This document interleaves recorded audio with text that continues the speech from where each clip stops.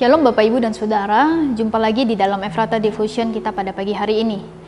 Kita akan membaca dan merenungkan firman Tuhan dari Galatia 2 ayat 15-21, namun fokusnya hanya ayat 16 dan 20. Kamu tahu bahwa tidak seorang pun yang dibenarkan oleh karena melakukan hukum Taurat, tetapi hanya oleh karena iman dalam Kristus Yesus.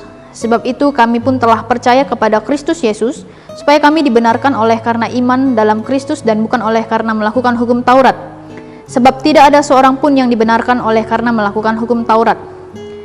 Namun aku hidup, tetapi bukan lagi aku sendiri yang hidup, melainkan Kristus yang hidup di dalam aku.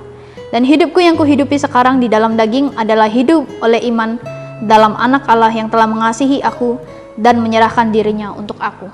Bapak, Ibu, dan Saudara, di masa-masa ini banyak sekali kita jumpai orang-orang yang merubah cara hidupnya yang lama menjadi yang baru. Ada 3 contoh orang yang merubah kehidupannya. Yang pertama, ada orang yang awalnya suka sekali merokok, bahkan menjadi candu, sekarang mulai berhenti merokok.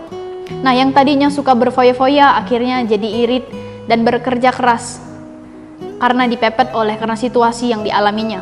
Kemudian kehidupannya menjadi berubah karena merasa kehidupannya ditolong oleh Tuhan. Tapi sebaliknya ada tipe yang kedua, orang ini malah menjadi-jadi dalam hidupnya. Ya sudahlah, saya begini apa adanya lah, nggak usah diubah-ubah. Merokok ya tetaplah merokok, foya-foya tetaplah foya-foya, nggak apa-apalah. Dan orang yang ketiga, yang terakhir, merubah cara hidupnya yang lama tetapi hanya bersifat sementara. Sebentar merokok, sebentar berhenti, sebentar berfoya-foya, sebentar irit. Pertanyaannya untuk kita semua, di manakah posisi kita pada saat ini? Dalam pembacaan Alkitab kita hari ini kita melihat perbandingan yang menarik tentang pertobatan di kalangan kekristenan. Dalam cerita ini ada 2 orang, antara orang Kristen Yahudi dan orang-orang Kristen yang baru yang bukan Yahudi. Nah, yang satu menerima kebenaran melalui Kristus, yang satu lagi menerima kebenaran melalui Kristus plus melakukan hukum Taurat. Rasul Paulus menegaskan kembali apa yang telah dikatakan kitab suci, bahwa tidak ada seorang pun yang dibenarkan karena melakukan hukum Taurat. Itulah sebabnya dalam ayat yang lain dinyatakan bahwa justru melalui hukum Taurat kita menjadi mengenal dosa. Karena ketidakmampuan kita semua melakukan apa yang tertera dalam hukum Taurat itu sendiri. Terlihat di sini ada ketidakdamaian yang terjadi ketika seseorang mengetahui bahwa dirinya telah gagal dalam memenuhi apa yang Tuhan mau. Mengapa Allah hadir ke dunia dalam rupa seorang hamba?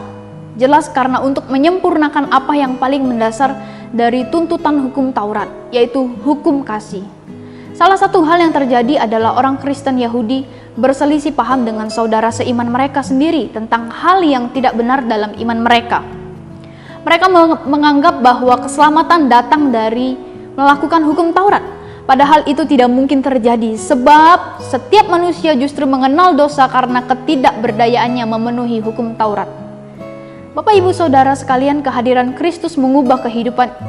Ini adalah kunci jawaban dalam iman yang kita anut dan kita pegang. Jelas ditulis dalam Galatia 2 ayat 20. Bapak, Ibu, Saudara, ingatlah bahwa hanya Kristus yang dapat mendamaikan hati kita yang selalu menuntut keberdosaan kita. Bagaimana caranya? Dengan cara pengenalan di dalam Kristus, bahwa keselamatan adalah anugerah bagi semua orang yang percaya kepadanya. Yohanes 3 ayat 16.